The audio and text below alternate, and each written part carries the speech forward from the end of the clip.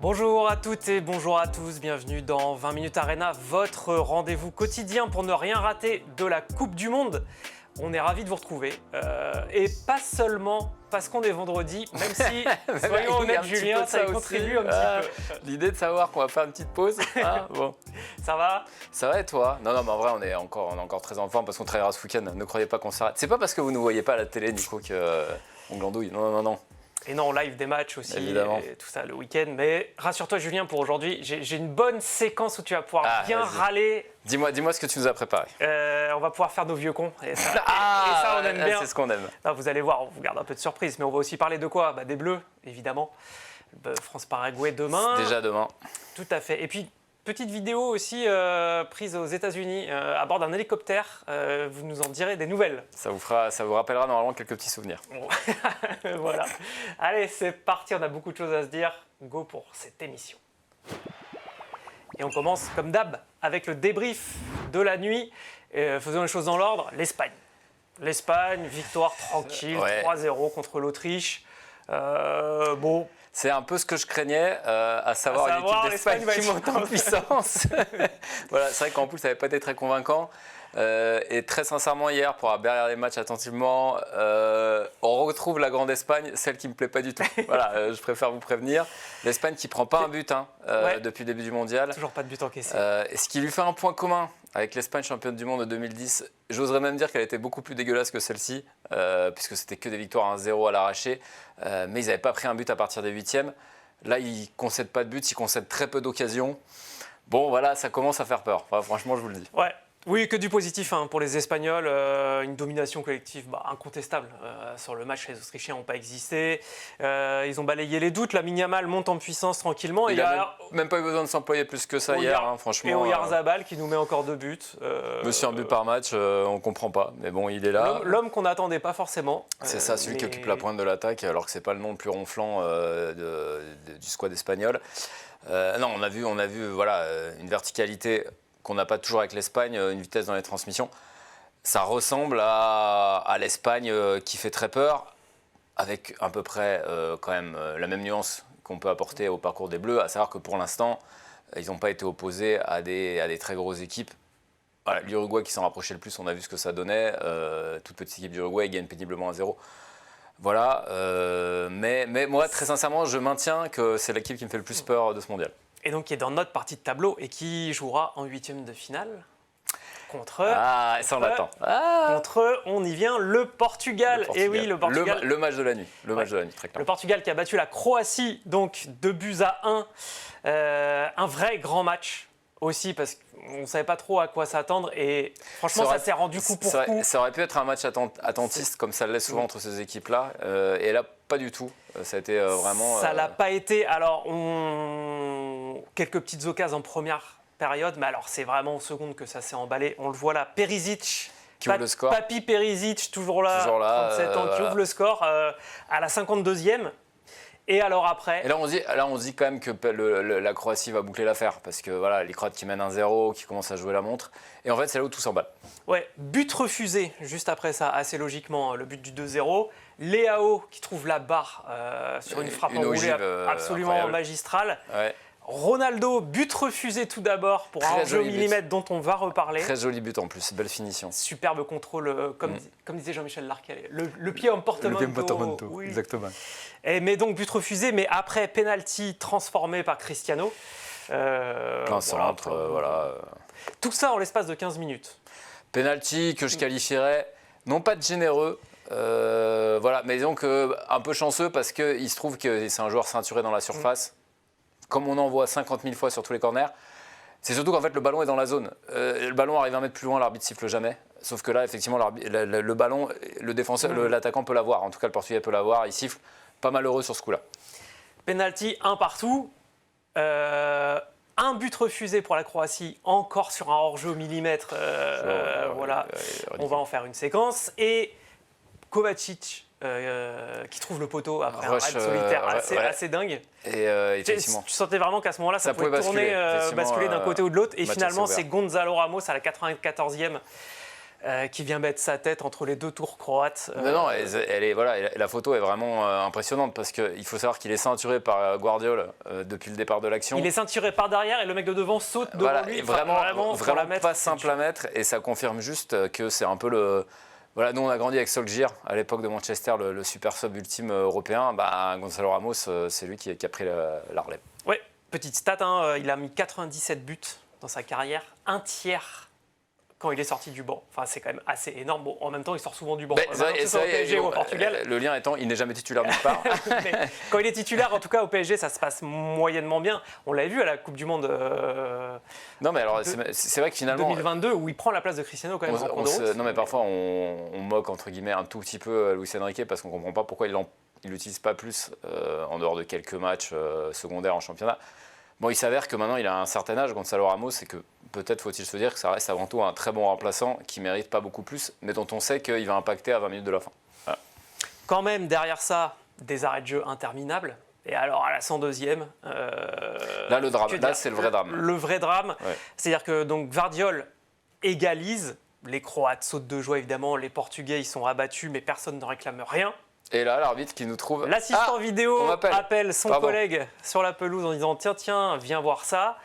Et donc, il se trouve que le but est finalement refusé parce que Pasalic... J'ai honte. Était hors jeu. Pasalic, qui fait la passe à Guardiola, était hors jeu sur une déviation d'un cheveu. Invisible à l'œil nu. Invisible à l'œil nu et qui ne modifie pas la trajectoire du ballon. Enfin, en fait, il saute ce qu'il... Je pense qu'il... pourquoi l'arbitre siffle, c'est parce qu'il fait ce geste. Même s'il la touche pas, il fait ce geste. En tout cas, il fait le geste de celui qui veut la toucher, mais il ne la touche pas. Il la touche pas. Il dit après le match, je dois l'effleurer un petit peu d'un cheveu. Enfin, il a senti le ballon passer, quoi. Oui. Mais dans l'esprit du jeu, évidemment, jamais ça se siffle. Mais finalement, l'arbitre siffle. Égalisation refusée et qualification du Portugal. Et c'est vrai que descente d'organes pour les supporters croates, vraiment, parce qu'ils ont le temps de le fêter. On en parlera un peu après. C'est que ça dure. L'appel, il arrive 1 minute après le but. On ne va pas en reparler un peu après, on va en reparler beaucoup après parce que c'est insupportable. Juste pour conclure sur le Portugal, belle image quand même à la fin. Je voulais la montrer. Ça fait un an aujourd'hui, jour pour jour, que Diogo Jota est mort dans un accident de voiture. Donc les Portugais ont tenu à lui rendre hommage à la fin du match. Et on a retrouvé quand même, on a retrouvé ce Portugal un peu de phase finale, qui parfois passe au travers inexplicablement. Voilà. Hier, ça ressemblait à une équipe. Attention, à un match qu'ils peuvent perdre. On ne va pas non plus se raconter des bobards. Je ne vais pas vous dire qu'ils sont favoris contre l'Espagne, mais voilà, on retrouve le Leao qui peut faire mal sur son aile gauche un petit peu. Cristiano, pareil, il n'a pas rajeuni de 10 ans non plus, mais voilà, sens du but, il est là sur les 2-3 ballons.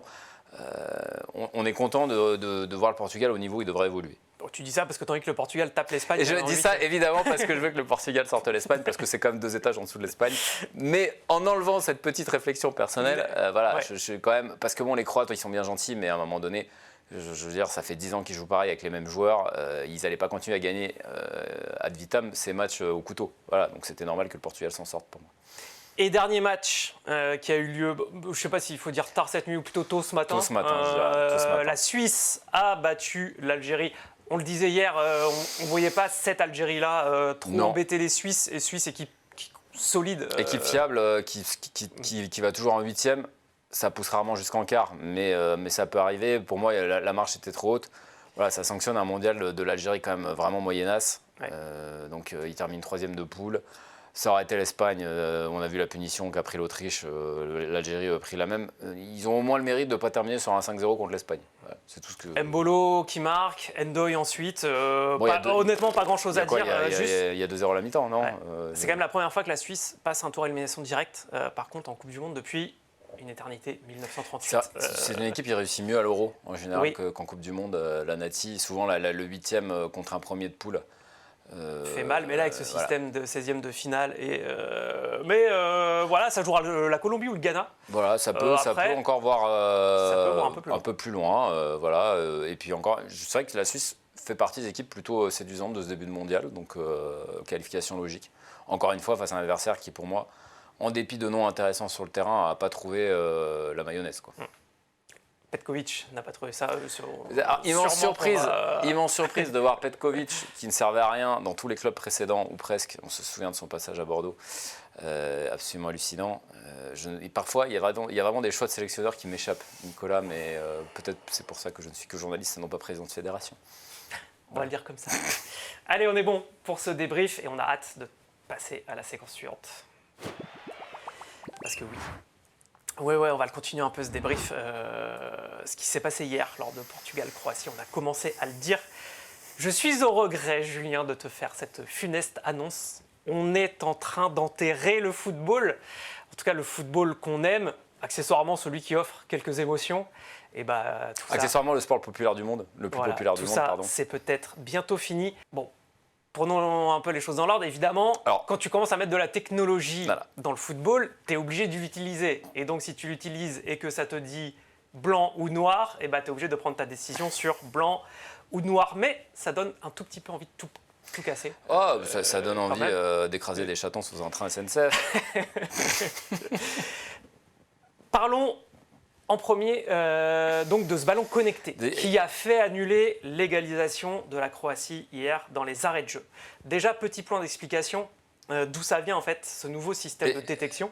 Déjà, d'où ça vient, ça veut tout dire, ça vient du cricket. Du cricket. Sport à la con par excellence. Voilà. Disons les choses, quand t'importes une idée du cricket, alors je vais vous le dire, voilà, scoop, c'est nul, c'est pas une bonne idée. Ça s'appelle le SNICO, en fait, cette technologie. Ouais. Oui, effectivement, au cricket, c'est utilisé pour voir si le batteur a bien touché la balle, mais bon, voilà, tant mieux pour eux. Mais donc nous, grâce à ce capteur intégré au ballon, ça peut dire apparemment, ça développe des images très très lentes qui peuvent dire s'il y a, par exemple, un oiseau qui passe et qui fait un petit courant d'air, ça va sur le graphique mettre une petite courbe. Et donc, aïe, le ballon a été touché. C'est peut-être ce qui s'est passé hier. Et c'est vrai, alors cela dit, quand l'arbitre hier va voir la VAR, vous imaginez la pression que lui mettent les Croates. Effectivement, on voit le ralenti et on voit une courbe un peu comme un encéphalogramme dans l'urgence, arrêt cardiaque. C'est terminé. Et puis d'un coup, on a un petit battement. Le sol, il est là. Et au moment où le Croate effleure le ballon, voilà, comme tu disais tout à l'heure, c'est un contact qui est quasiment invisible et au-delà de ça, il est même insensitif, je pense qu'il ne le sent pas. Mais effectivement, il y a un petit battement. Le cœur repart un tout petit peu et voilà, on en est là, Nicolas. C'est ça le football. Ouais, si jamais on a le temps de remettre, mais sinon c'est pas grave, c'est l'image numéro 2, je crois, on le voit, donc vous avez peut-être vu ça passer. Voilà, exactement. Alors, vu que j'ai mis en noir et blanc, en bas on voit mal, mais donc il y a le graphique. Et donc cette petite... C'est le cœur qui repart avant d'aller à la morgue. Petite courbe. Alors ça, c'est terrible. Il y avait eu 2 exemples déjà d'utilisation de cette technologie qui étaient un peu plus passés inaperçus, notamment parce que l'un, c'était en poule Suède-Tunisie, personne n'a vu ce match, mais c'était Svanberg qui avait marqué but annulé avant qu'on se rende compte, donc en vérifiant que Isaac, au moment où il dévie le ballon, il n'était pas en position. Svanberg n'était pas encore en position de hors-jeu. Très bien, on s'en fout. Voilà, finalement, but validé cette fois-ci. Et la Belgique à l'Euro 2024, un but de Lukaku refusé. C'est vrai que ça fait déjà au Mondial 2022 ce ballon connecté. Oui, mais pour l'instant, ça n'avait pas trop d'incidence. Pour l'instant, ça n'avait pas fait trop de mal au football. Mais chaque petit bijou technologique supplémentaire nous rapproche de l'abîme. Et voilà, c'est une preuve de plus. Une preuve de plus. Petit 2. Petit 2, parlons-en. Parlons-en, les hors-jeux à la con. Voilà. Disons-le, on en a marre. On en a marre de ces hors-jeux au millimètre. Ça fait un moment. Tu le disais très bien. C'est le problème du blanc ou noir, c'est qu'il n'y a plus de zone grise. Et que serait la légende du foot sans ces zones grises, ces erreurs d'arbitrage immenses, ces hors-jeux mal jugés à 2 mètres près, comme sur cette Argentine-Belgique 86 qu'on a revu un peu avant l'émission. Là, c'était un peu trop, soyons honnêtes. Il y a un Belge qui part, il est vraiment à 2 mètres du dernier défenseur. Je lève le drapeau. Comment ça, il y a duel avec le gardien qui est... Ah, alors, j'y crois pas. Voilà. Mais sauf que donc... Là, en fait, le problème, c'est qu'on se dit, s'il y a un doute, laissons place au jeu, laissons place à l'attaque. Alors, avant la VAR, c'était un peu... c'était informel, mais c'était l'idée. Si l'arbitre ne sait pas, il ne lève pas son drapeau. Enfin, voilà, le doute profite à l'attaquant. C'était ça, avant la règle informelle qui devait présider à est-ce que je lève mon drapeau ou pas. Et puis de ça, on est passé à... Ça n'empêchait pas les grosses erreurs, mettons-nous bien d'accord. Mais on est passé à... Ah non, désolé, il fait du 42,5. Ça passe pas. Alors, que dit l'IFAB ? Oui, voilà, c'est exactement ça. Que dit l'IFAB juste sur la règle aujourd'hui ? La phrase à retenir, en gros, c'est qu'un joueur est hors-jeu si n'importe quelle partie de la tête, du tronc ou des jambes se trouve derrière, en gros, le dernier défenseur. À noter, les mains et bras de tous les joueurs, y compris les gardiens de but, ne sont pas pris en compte. Donc si tu as le bras comme ça ne prend pas en compte, mais donc ça prend jusqu'à l'aisselle. Voilà, en fait, ce qui est pris en compte, c'est ça. Donc malgré tout, ça va un peu pris en compte. Avant ça, on se basait sur les pieds. Et en fait, c'est là, moi, je trouve, où il y a un problème. C'est que l'attaquant, forcément, il va vers le but et le défenseur, soit il est tout droit, soit il va vers le camp adverse pour remonter. Donc, si tu te bases sur les pieds, ils sont sur la même ligne et l'attaquant, il va vers le but. Et le défenseur, tant pis pour lui, il est parti trop tard. Sauf que là, maintenant, ils sont comme ça, les corps. Et donc, évidemment, la tête de l'attaquant, elle est devant le dos du défenseur. C'est ça, et ça récompense quelque part les défenseurs qui font le pas un peu trop tard. Et un autre exemple aussi, cette règle l'illustre assez bien, c'est le France-Suède, le premier but d'Mbappé qui est refusé. Il est sur la même ligne, sur les pieds, il y a même un peu de différence, il y a quelques centimètres. Mais évidemment, Mbappé, il commence sa course, donc il a le corps vers l'avant. Et le Suédois est un peu à l'arrache, il monte. Et voilà, et c'est exactement ces hors-jeux insupportables. Il y a Ronaldo, j'ai mis l'image, on va pouvoir la regarder. Ça, c'est Ronaldo hier en fait. Voilà, c'est le but de Ronaldo qui refusé, on en parlait. Regardez les pieds. Voilà. Donc en fait, maintenant, l'attaquant, qu'est-ce qu'il doit faire? Il doit non plus faire le bon timing par rapport au défenseur, mais en fait, il doit prendre 2 mètres de marche s'il veut être sûr de ne pas être hors jeu. À un moment, en fait, ça veut dire qu'il ne peut même pas lancer son appel, parce qu'à partir du moment où on lance l'appel, on va forcément vers l'avant. Ça veut dire, en gros, on incite l'attaquant à prendre de plus en plus de marge pour ses appels. Effectivement, sur des attaquants très rapides, Mbappé, pour moi, est un très bon exemple. On se fout parfois de sa tronche en Liga, notamment sur des classicos face au Barça, parce qu'il est hors jeu de 3 mètres. Alors quand c'est 3 mètres, c'est 3 mètres, mais il y a parfois, c'est quand même extrêmement frustrant. Et j'avoue qu'on a du mal, alors qu'on tend vers un foot où on essaie de favoriser le nombre de buts. Alors, tu vas parler de la loi Wenger, on va y arriver, mais en tout cas, sur leur jeu, vraiment, la VAR, ça mérite juste de l'envoyer dans la scène, quoi. Et sur l'absence de bon sens de la technologie, j'avais le souvenir, parce que j'avais fait une brève, je me souviens à l'époque, et donc j'ai ressorti l'image sur un but refusé à Koundé la saison dernière en Liga. Extraordinaire. Le fameux, mais regardez où est Koundé, vraiment il est très en arrière par rapport au dernier défenseur, il a le pied en avant et il y a le bout de sa chaussure qui dépasse, on lui refuse un but, ça aurait été un doublé en plus de Koundé, un truc improbable, mais bon bref. On lui refuse ça, et donc le problème, c'est bien ça, c'est la vision binaire des choses. Regardez, il y a un centimètre qui dépasse, il y a hors-jeu. Et c'était au moment de l'implémentation de la VAR, ça commence à dater un peu, et effectivement, ceux qui n'en voulaient pas, qui étaient taxés, on va dire, de vision passiste du foot, disaient, à partir du moment où on sera dans du binaire, en fait, on va corriger les injustices, c'est sûr, mais on va en créer de nouvelles. Typiquement, l'action de Koundé que tu montres, dans la vraie vie, il n'y a jamais hors-jeu. Voilà, j'ai un arbitre assistant, à moins d'une erreur de jugement grossière, ce qui peut arriver, il ne sifflerait pas hors-jeu. Ça faisait partie des conséquences dont on savait qu'elles arriveraient, voilà, mais à chaque fois, on se dit c'est pas possible. Il y a de plus en plus d'acteurs qui disent mais arrêtons avec ça. Enfin, j'ai pris 2 exemples hier. Jürgen Klopp qui dit j'ai vraiment du mal à comprendre vraiment cette décision. Là, il parlait du but refusé à la dernière minute pour la Croatie. On a l'impression que quelque chose a été arraché aux joueurs, aux supporters et au match à lui-même. Parce qu'il y a ce moment d'émotion pure et qu'après tu reviens sur ce moment d'émotion pure et que ça c'est pas possible. C'est ça, et on caressait un peu déjà ça tout à l'heure. C'est-à-dire que sur le but de la Croatie, absolument personne ne voit de problème. Mais oui, même le Portugais. Tous les Croates se jettent, le banc compris, famille, ils se jettent tous sur la pelouse parce qu'ils égalisent à la 80, à la 102e minute. Les supporters prennent le temps de faire la fête. Les Portugais ont le démon, mais ils réclament rien. Ils sont juste là à se dire on a pris ce but, voilà, il va falloir tout recommencer.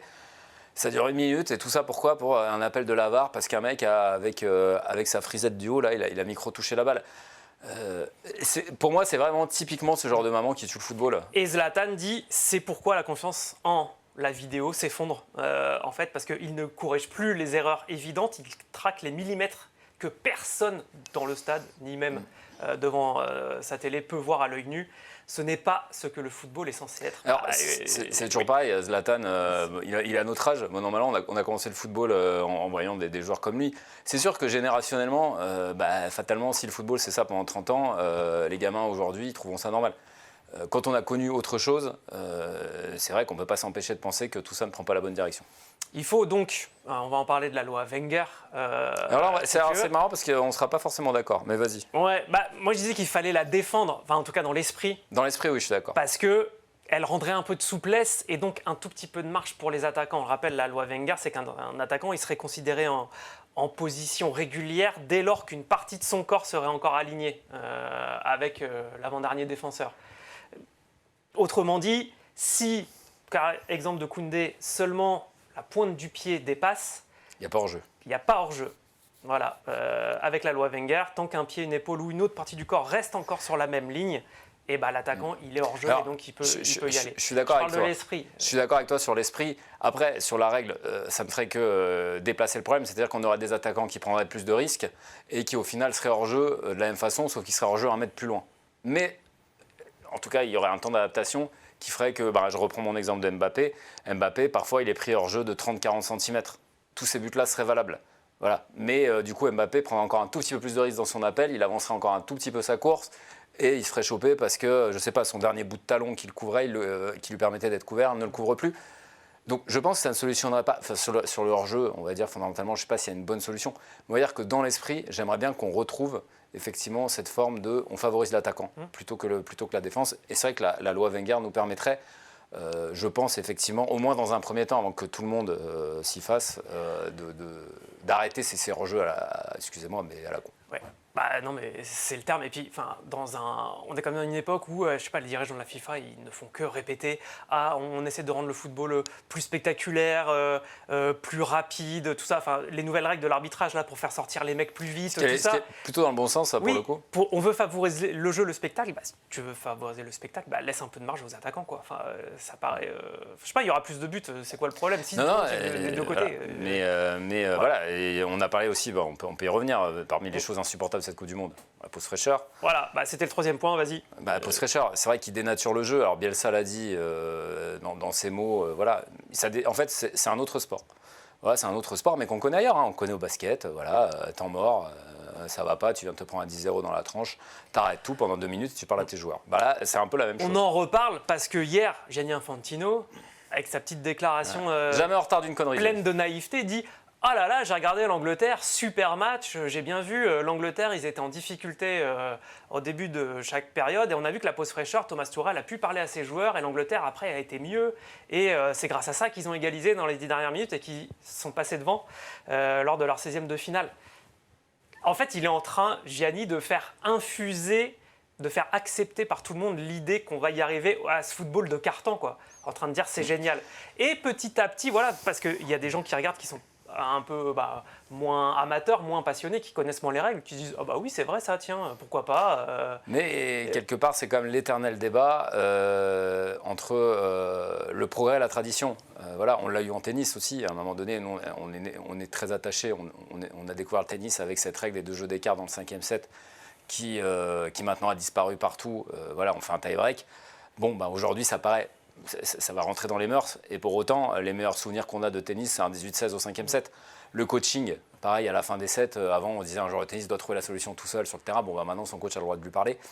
Ça fait partie des évolutions qu'on a du mal à comprendre. Est-ce qu'on a du mal à les comprendre parce qu'on est des vieux cons ou parce que fondamentalement, ça fait mal au foot ? C'est vrai que c'est difficile de trancher aujourd'hui parce que le sport qu'on connaît est en train de changer, mais dans 20 ans, il aura tellement changé qu'en fait, on se sera peut-être habitué. Voilà, et tu le dis assez bien, on peut finir le débat là-dessus ou le continuer. C'est un peu la fenêtre d'Overton qui s'élargit. Je ne sais pas si vous connaissez ce concept, mais en gros, la fenêtre d'Overton, c'est tout ce qui est acceptable dans une société où on peut en débattre sans partir tout de suite dans des... sans aller directement sur le point Godwin de Hitler pour le dire et comme les ça, nazis, oui. Pour le dire comme ça. Et donc, tant que ça reste dans la fenêtre d'Overton, c'est bon, mais il y a les politiques notamment qui font ça. Ils vont à un moment émettre une idée totalement what the fuck pour pouvoir ensuite revenir sur des idées qui, avant, n'auraient pas été acceptées, mais qui, vu qu'on a émis cette idée-là tout au-dessus, qui va finalement rentrer dans le débat et rentrer dans cette fenêtre d'Overton. Tu pousses le curseur trop loin, typiquement, de manière très, très provocatrice, il faut renvoyer tous les immigrés chez eux, et après tu commences comme ça, là tout le monde trouve ça scandaleux, et ensuite tu baisses et tu dis « Ah, mais par contre les aides sociales, vous ne trouvez pas qu'ils en touchent trop ?» C'est vraiment ce genre de raisonnement. C'est une négo en fait, où tu as envie de payer 200 000 et tu commences à 500 000. Tu commences très très haut, tu sais que ce ne sera pas accepté, mais derrière, tu as élargi ta fenêtre de négo. C'est exactement ça, et c'est vrai que Gianni, c'est un peu le spécialiste il est très fort là-dedans.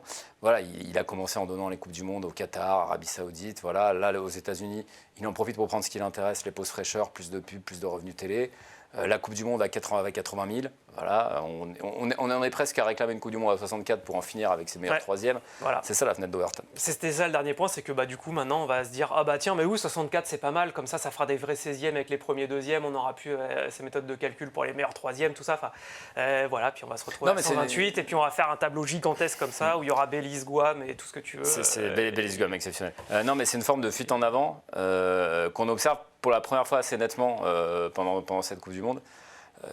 Et sur laquelle on n'a plus de prise. Voilà, c'est ça aussi le danger, c'est quand on n'a plus des institutions qui garantissent une forme de référence qui traverse les époques sans trop bouger, on se dit que tout est en danger. Voilà. Et là, c'est vrai qu'on n'a jamais senti le foot autant en danger de changer profondément que depuis ces dernières années. Voilà, écoutez, c'était le coup de gueule de la rédaction. On a fait nos vieux cons, on est dans notre rôle. Désolé, on est vieux. Déjà parce qu'on est vieux. Déjà qu'on est vieux, on est un peu cons aussi. Donc, finalement, quelque part. On veut défendre le football, c'est tout. Mais bon. Tout se rejoint. Mais c'est vrai que quand on voit ce Croatie-Espagne, pour revenir à ce Croatie-Portugal, pour revenir au cœur du débat, franchement, moi je suis pas croate, j'étais même plutôt pour le Portugal, mais franchement, c'est nous voler le foot, ce genre d'événement. Allez, on est bon sur ce dossier-là. On va pouvoir passer à notre équipe de France tout de suite. Parce qu'il y a un match demain, Julien, 23h. Un match en détail. France-Paraguay. On attend, bien sûr, évidemment, encore beaucoup de nos petits bleus qui nous ont emballés sur les 4 premiers matchs. Tout à fait. Là, c'est le Paraguay. On n'attend rien d'autre que... on marque 3 buts par match. Donc, allons-y, Kylian. C'est vrai qu'on envisage. Je ne pense pas qu'il va s'arrêter là. Un peu comme avant la Suède, on envisage assez peu autre chose qu'une qualification relativement aisée, pour le dire gentiment. Ça va être la baston en début de match, un peu fermé tout ça, les Paraguayens, et logiquement, on devrait prendre le dessus au fur et à mesure de la rencontre. Il y a un scénario où le Paraguay marque, ça peut arriver, et on va commencer à stresser parce qu'ils vont nous pourrir le match. Voilà. Mais même si on en arrive là, et ça peut arriver, un corner, une erreur défensive, il ne faudra pas non plus paniquer. Voilà, il y a quand même du temps pour leur faire mal derrière. On a le potentiel offensif pour trouver des solutions, quoi qu'il arrive. Je te propose d'écouter Jules Koundé et Bradley Barcola, qui étaient en conf de presse. Hier, Koundé nous parle un peu d'Olysée puis de Mbappé et Barcola des Paraguayens. Écoutez ça. La personnalité de Michael. Je ne suis pas très bon pour me décrire, pour décrire les autres. C'est quelqu'un de cool. C'est quelqu'un de cool qui est, chacun a sa personnalité. Il est peut-être plus réservé que la normale, mais il est très, très libre, très bien intégré dans le groupe, très souriant. C'est vraiment quelqu'un de cool et un excellent joueur. Il joue son rôle de capitaine. Il est très naturel, comme il a toujours été depuis que je suis en équipe de France, du moins en interne.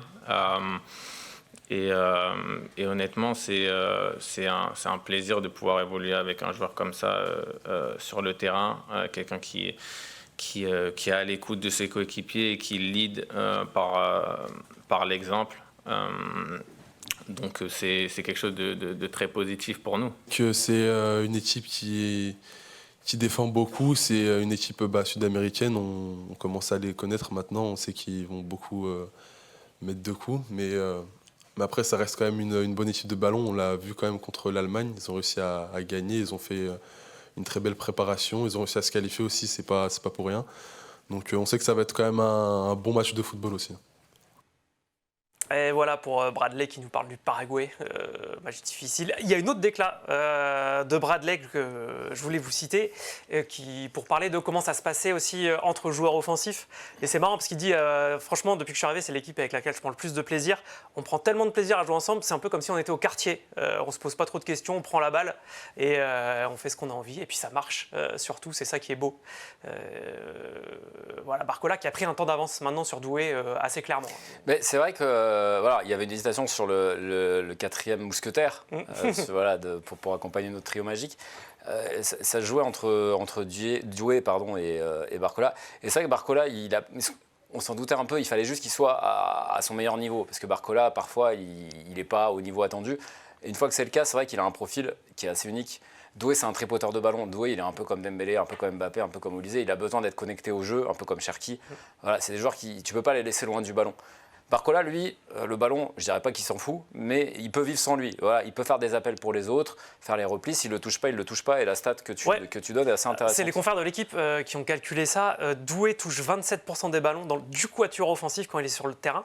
Barcola, ça tombe à 18% seulement, mais en fait, il n'en prend pas ombrage. Et Barcola, il va aller sur la largeur. Et en fait, il y a besoin de ce quatrième homme qui va soit à gauche, soit à droite, c'est la plupart du temps à gauche, qui va aller sur la ligne de touche pour créer de l'espace pour les trois autres qui, eux, vont beaucoup plus combiner et rentrer dans ces espaces comme ça. Barcola, ça, il sait très bien faire. Parce que PSG, et c'est tout à fait. Et c'est vrai, ce qu'on avait vu au début, il y avait quand même l'envie pour les quatre de devant avec Doué de combiner. Le problème, c'est que quand on se met à combiner, on se rapproche de l'axe pour se rapprocher du copain.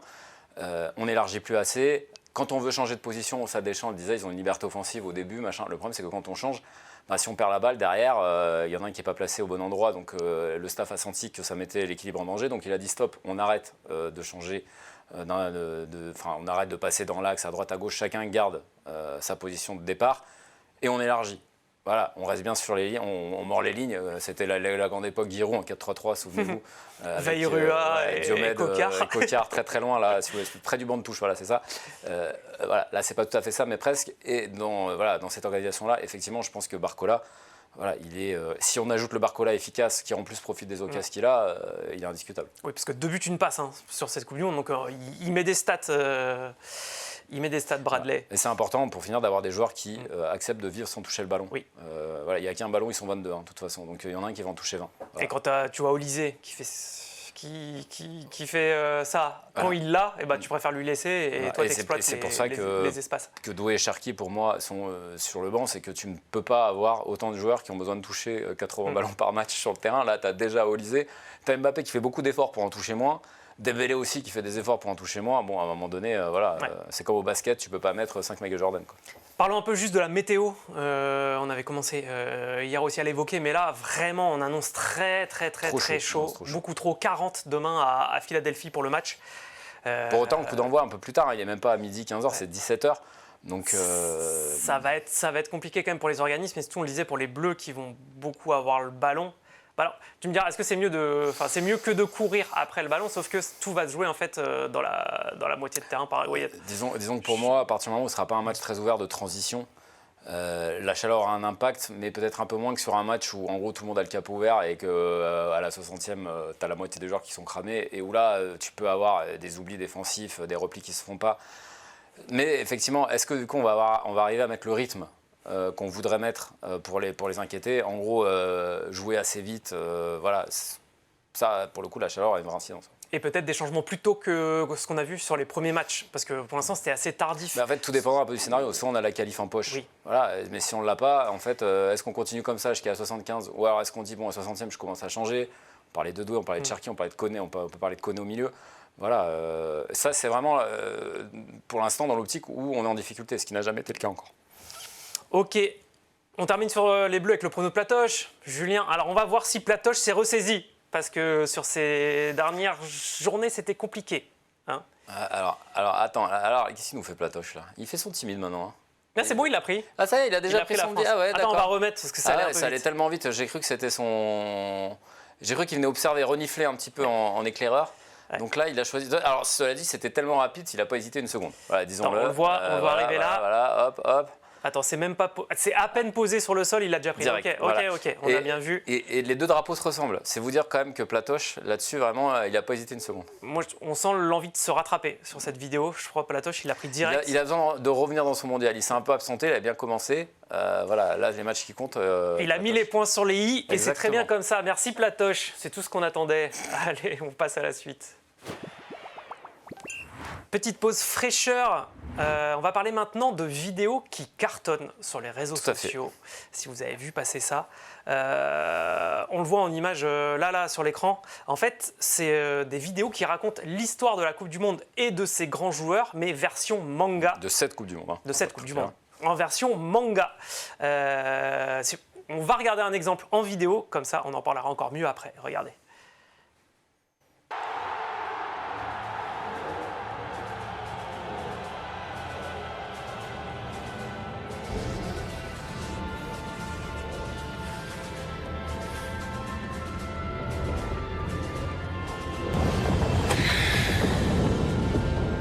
俺たちが融合し力を合わせなければ奴らには勝てない。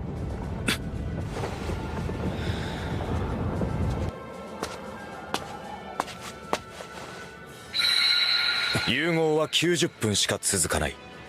なら終わらせる時間は1時間半だけだ。行くぞ。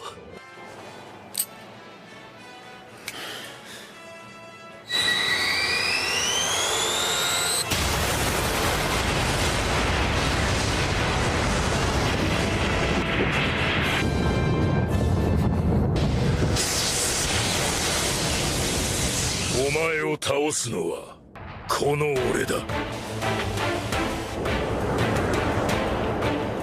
お前は誰だ？俺はメッシとロナウトの融合、メナルドだ。Et ça marche très bien. Hein. Et on précise juste qu'on a eu l'autorisation évidemment de l'auteur de cette vidéo pour la diffuser parce que notre collègue William l'a contacté hier pour faire un papier. Et donc on lui a demandé si on pouvait diffuser ça dans l'émission. Il a dit oui avec plaisir, on le remercie. C'est un Français, un étudiant de 20 ans qui fait ces vidéos. Le soir en rentrant chez lui, une à 3 heures. Pour faire ça là, il a mis moins de 3 heures. Il essaie d'en faire une le matin, une le soir, et vraiment, ça, on voit donc les influences, voilà, Dragon Ball, enfin la fusion. Il y a du Naruto, il y a du Kuroko Basket, My Hero Academia. Enfin, il y a vraiment, il faut avoir les refs. Manga, évidemment, c'est un monde, c'est un univers. Mais pour ceux qui les ont, c'est vraiment, ça fonctionne très bien. En plus, d'autant plus avec nous, il est français, et donc c'est vrai que l'équipe de France est souvent un personnage principal.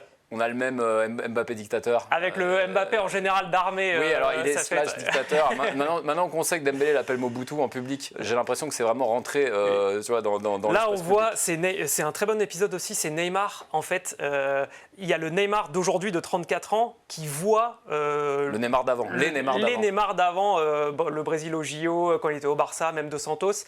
Et donc, les Neymar d'avant lui disent alors, combien de ballons d'or on a gagné? Qu'est-ce qu'on est devenu? Et l'autre dit Et Neymar qui s'effondre en larmes en disant ah, je suis désolé, j'ai merdé, tout ça. Enfin, non, c'est vraiment de qualité et ça fait passer un bon moment. Non, franchement, il y a un ou deux épisodes par jour, que des joueurs ultra connus, parce que c'est vrai qu'il disait qu'il a eu beaucoup de demandes de supporters de petites équipes. Il leur a dit c'est pas industriel non plus, j'ai pas le temps, donc je m'intéresse sur les 5 ou 10 personnages principaux du foot. Et ça cartonne, ça a plusieurs millions de vues à chaque fois et on attend évidemment impatiemment les prochains épisodes. Il a déjà sa finale en tête, voilà, on ne nous en dit pas plus, il a déjà l'épisode final. Allez-y, ça s'appelle le World Cup Anime. C'est ça, sur sur X. Notamment. Et allez lire le papier de William aussi au passage parce que c'est plus encore détaillé que ce que vous êtes là. Dispo aujourd'hui sur 20 minutes, voilà, il suffit d'aller sur le site. Dispo sur notre site. Allez, on continue dans cette émission. Avec quand même une vidéo qu'on voulait vous montrer aussi. Une autre sucrerie. Alors, rien à voir. Hein. Ah non, on change de thème. On change de thème. Le moment Made in USA. C'est la dinguerie du jour, là, clairement. C'est la dinguerie du jour. Emric, notre envoyé spécial, après avoir fait des papiers de gauchiste pendant 2 semaines, il était au Texas. Et donc, sur ordre de son chef bien aimé, qui lui a dit « Montre-moi un peu l'Amérique de Donald, la vraie, celle qui encadre ses M16 pour les mettre au-dessus du lit dans la chambre. » Celle qui a son petit drapeau confédéré, jamais très loin, voilà. Et donc, qu'est-ce qu'il a fait, Emric? Eh ben, il est allé, Emric, il a cherché de quoi nous faire rêver sur l'Amérique républicaine un peu redneck profonde, et il nous a trouvé un truc, une sucrerie absolument incroyable, un tour en hélicoptère pour aller tirer sur des nuisibles, à savoir des sangliers qui ravagent les exploitations agricoles dans la région. Voilà. Sauf que là-bas, on ne pose pas des pièges, non, on monte dans des hélicos et on tire à la calache. Ouais. Et ça, c'est incroyable. On regarde.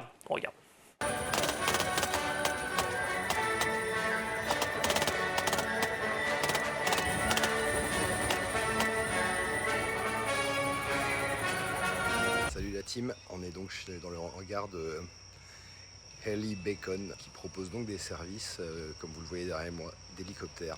Et on va survoler les champs du Texas pour éliminer les sangliers qui sont ici un véritable fléau des nuisibles. Ils pullulent, ils se multiplient à une vitesse complètement folle, ils ravagent les champs. Heureusement que moi je ne tire pas, évidemment, on ne va pas tirer, on est là pour observer, pour documenter, pour discuter avec eux et voir un petit peu comment ça se passe. Et là on y va.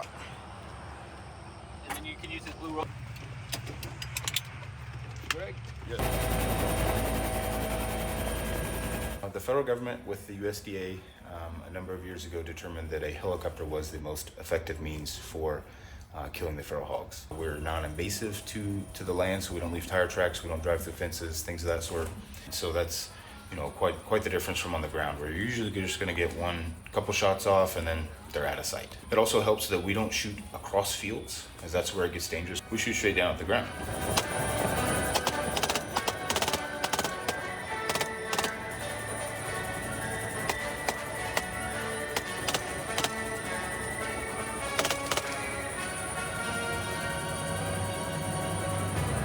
It'd be very great for you. It's an experience impressive. Oh yeah, yeah. I mean, to do something like that here, to be able to hang outside of a helicopter and spend 2 hours shooting at hogs is definitely something that's worth doing. It's a combination. So with the pigs, I don't know if you noticed all the damaged crops where they were in there eating them all up and destroying the farmers' land. So for them, it's to help protect their farmland. For us, it's just fun.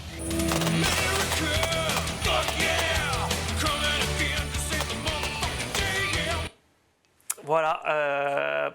On précise que, en fait, les mecs non plus ne tirent. C'est pas tu fais ce que tu veux, tu tires évidemment quand t'as envie, sinon c'est n'importe quoi. Tu dois demander l'autorisation au chef de D'ailleurs, on voit dans la l'hélico. vidéo, ils tirent pas sur les biches. Vous notez qu'ils voient deux biches, c'est tentant, bon, ils se retiennent. C'est le mec qui organise qui te dit clear, tu peux y aller, et là Voilà. tu essayes de tuer. Et il y en a eu deux le matin où Emmerich était là. En 2 rotations de vol, donc c'est pas énorme. Voilà, petite déception pour un des participants qui nous disait qu'il aurait préféré un lâcher de sanglier directement pour avoir un peu plus de chance. Mais malheureusement, et c'est une qualité qu'on saura reconnaître au gouvernement du Texas, qui ne fait pas de rassemblement où on peut tirer, on va dire, sur des milliers. Non, là, bon, voilà, mais c'est effectivement une mission qui est déléguée par le gouvernement au service privé. Ellie Bacon, la société s'appelle. Voilà. C'est pas un beau nom, ça. Mais oui, donc tout ça est très encadré.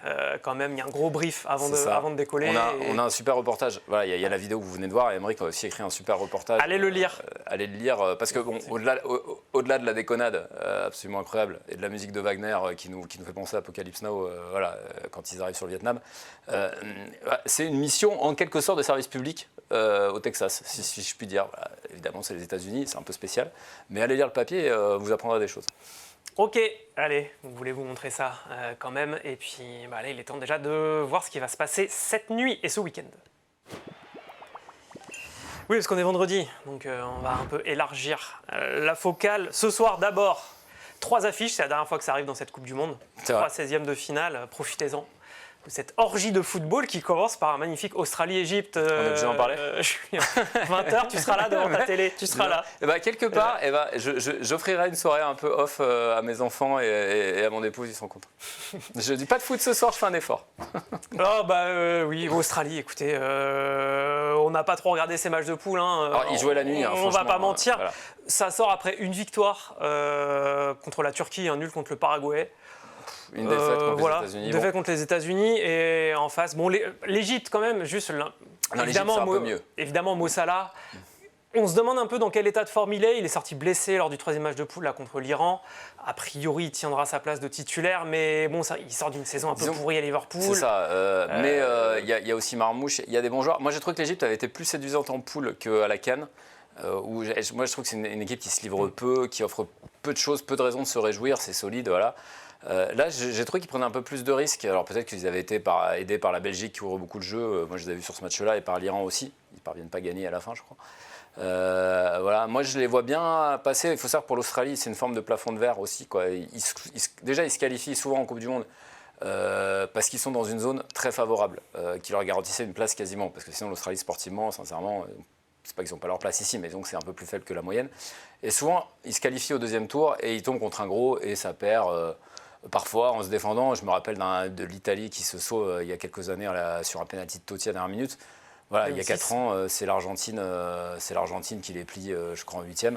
Voilà, moi, je les vois s'arrêter là, comme d'habitude, oserais-je dire. Sachant que le gagnant prend l'Argentine a priori. On va parler de l'Argentine un peu plus tard. Bon, de toute façon, c'est 2 équipes dont l'aventure va s'arrêter assez vite. Ouais. Argentine-Cap-Vert, donc on y vient minuit. Alors, on a très envie de croire à l'exploit du siècle, mais on n'y arrive pas. À moins que Wozniak gagne encore 8 milliards de followers après avoir arrêté une trentaine de tirs de Lionel Messi. On ira se coucher un peu comme quand on était enfant et qu'on n'avait pas le droit de regarder les matchs et qu'on se dit « Ah, si ça se trouve, ils vont le faire ». Et puis on va aller dormir et puis le lendemain, on va faire 3-0. Voilà, c'est exactement comme ça que ça va se passer. Le match est à minuit. À Miami, terre de la ville de Lionel Messi, on peut le dire maintenant.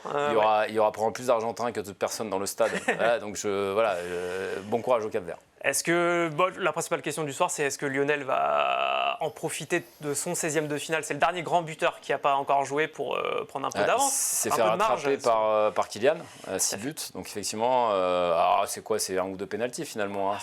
Voilà, donc moi je pense qu'un doublé. Restons modestes, l'adversité monte d'un cran, il se contentera d'un doublé, Lionel. Ça fera 3-1 avec réduction du score pour le fun du Cap-Vert qui marquera son petit but. Et, je crois. Ouais, sur la fin, ils sont généreux les Argentins. Faut pas croire que les petits pays comme ça, avec les petites îles, ils seront généreux, ils feront tourner un peu à la fin. C'est vrai qu'on imagine mal l'Argentine se prendre ne serait-ce, alors, se prendre les pieds dans le tapis évidemment non, mais ne serait-ce que souffrir. Bon, l'Espagne, c'est vrai, n'a pas su gagner contre le Cap-Vert. La question, c'est vraiment combien de temps ils vont tenir. Voilà, c'est ça. Tant qu'il y a 0-0, ma foi, effectivement, c'est possible. J'ai envie de dire qu'à partir du moment où l'Argentine ouvre le score, on peut passer à autre chose. Et autre chose, ce sera Colombie-Ghana à 3h30 du matin. Et là, on ne regardera vraiment pas pour le coup. On peut dire la Colombie favorite, mais à l'expérience. Parce que, 8e de finale en 2018, ça fait un quart de finale aussi en 2014. Ils ont un peu plus l'habitude d'être là. Que le Ghana. C'est ça. Mais bon, pas de quoi non plus s'emballer pour l'instant sur la Colombie. Voilà, aujourd'hui, tu as Luis Diaz, qui est le joueur de classe mondiale de cette équipe, mais il n'y en a pas d'autres. Alors, Rames, c'est trop vieux. Et derrière, c'est pas tout à fait comme avant. Alors, je te rejoins. Je vais ajouter une petite nuance. Je trouve que la Colombie a une attitude différente quand elle joue à la maison. Elle n'est pas tout à fait à la maison, mais pas loin. Moi, leur mondial 2014, avec une équipe qui n'est pas vraiment supérieure à celle qu'on a. Il y a l'éclosion de Rames Rodriguez, mais le Rames de 2014, il n'est pas plus fort que le Luis Diaz de 2026. Ils avaient un Falcao qui est blessé à l'époque, qui n'est pas à son meilleur niveau. Et pour autant, devant leurs supporters au Brésil, parce qu'il y a des dizaines de milliers de Colombiens, ils font un super mondial, ils vont en quart. Contre le Brésil, ça joue vraiment pas grand-chose, même si ils ont surtout blessé Neymar ce jour-là, on s'en souvient. Moi, je pense qu'ils sont quand même portés par leur public, par une force un peu supérieure. Voilà, ils ont un tableau assez ouvert. Le Ghana, toujours la même histoire. Hein. Belle équipe sur le papier. À chaque fois, on se dit tiens, pour une équipe africaine, il y a des références, il y a beaucoup de grands joueurs qui jouent dans des bons clubs européens. Sauf que quand tu vois le palmarès, il ne s'est rien passé. Le Ghana, c'est vraiment... Alors là, ça sort de poule, car c'est une victoire 1-0 à la 95e contre le Panama. Tout à fait. Oui, c'est ça. Mais même à la CAN, je regardais un petit peu. Ça fait demi-finale en 2017 depuis, mais absolument plus rien. En Coupe du Monde, rien. Enfin, depuis 2010. Et le fameux en fait, ils sont à Samoa, Moi, je me souviens de matchs où ils sont pas loin. Voilà, où on se dit tiens, ils peuvent faire je crois qu'il y a 4 ans, c'était contre le Portugal. Ça passe jamais le cut. Et en fait, il y a un moment du match où tu dis ah ok, pourquoi pas le Ghana. Et en fait, ça rentre dans le rang. Il y avait eu, d'ailleurs le 2010, c'est un bon exemple. Ils peuvent se qualifier pour la première fois, enfin vraiment faire passer un cap au foot africain. Coup du sort, la main de Suarez, le pénalty manqué, voilà, il passe pas. Et ça résume assez, je trouve, le palmarès du Ghana, qui est une équipe toujours intéressante sur le papier et souvent décevante sur le terrain. Moi, j'avoue que je ne les vois pas du tout. Tu vois plus la Colombie, là. Moi, je vois assez nettement la Colombie. Et Colombie-Argentine, on a un peu envie de le voir. Aussi, c'est vrai qu'en quart, on pourrait. Alors, je crois que la Colombie prendrait la Suisse. Moi, c'est plus loin dans le tableau. Je les vois bien, je vois bien ces Colombiens-là. On ne les a pas trop vus jouer. C'est vrai que quand tu regardes le 11 de départ, tu ne te dis pas, tiens, j'ai un demi-finaliste de Coupe du Monde. Maintenant, sur une moitié de tableau ouverte, ce serait le Ghana puis la Suisse pour aller éventuellement jouer l'Argentine en quart. Pourquoi pas? Et sinon, on a les 8e de finale donc, qui commencent demain quand même, on va en parler. Et il n'y a pas que la France. Oui, ça se mélange en fait. On a la fin des 16e et tout de suite on enchaîne dès le lendemain par les 8e. Qu'est-ce qu'on a demain du coup? On a notre futur adversaire. On a d'abord Canada-Maroc, c'est ça? Oui, Canada-Maroc. À 19h. Curieux de voir. Alors a priori Maroc. Voilà, mais... on est évidemment très curieux de savoir qui on affronterait dans un hypothétique quart de finale, parce qu'on pense qu'on y sera. Voilà. Donc est-ce que ce sera a priori le Maroc pour une revanche ou pour un bis après la demi-finale 2022, qui serait quand même le premier match contre une équipe dont on se dit qu'elle peut vraiment nous embêter. Pour le dire vite, depuis le Sénégal au fond, même si on se l'est dit aussi en Sénégal et la Norvège, mais là on est sur un match à élimination directe. Maintenant, voilà, est-ce que le Maroc est assez sûr de lui pour éliminer le Canada sans frémir des sourcils? Moi, je ne sais pas. En tout cas, ce sera un bon apéro avant le Tout à match fait. de la France. Et dimanche, très belle journée. Alors, il va falloir veiller tard, très tard, puisqu'on a Brésil-Norvège à 22h. Match sympatoche, et ce fameux Mexique-Angleterre, regardez-moi ça. Bah alors, 2h du matin, donc. Moi, j'ai très envie de rester réveillé. Je crois pas que ce soit une bonne idée. Je vais le regretter probablement pendant 8 jours d'affilée. On travaille lundi, Julien. Ouais, on travaille est là, lundi, on sera là, mais on doit être en forme. Moi, c'est clairement avec la France, évidemment, c'est le match qui me donne le Ouais, plus envie grave. depuis quelques jours déjà. Même si le Brésil-Norvège, encore une fois, en apéro à 21h, 22h, 22, c'est ça, ouais. dimanche. En plus, je dois le liver. Donc, si vous voulez une heure sur 20 minutes, c'est moi qui régale. Donc, Et n'hésitez restez là pas. après pour ce Mexique-Angleterre. Allez, bon week-end tout le monde. Allez les Bleus. Merci à Antoine et Lucie qui étaient en régie aujourd'hui. Et on se retrouve lundi, Julien. Ouais, bon week-end Nico, bon week-end tout le monde. Ciao.